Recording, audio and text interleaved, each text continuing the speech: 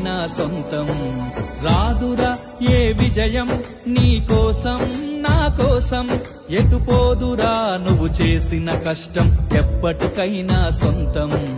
కాలంతో పయనించే వాడికి కానిది ఏముంది, సాధనతోనే సాధ్యమవ్వునని సదాశయంతో సాగర ముందుకు. రాదురా ఏ విజయం నీ కోసం నా కోసం, ఎటుపోదురా నువ్వు చేసిన కష్టం ఎప్పటికైనా సొంతం.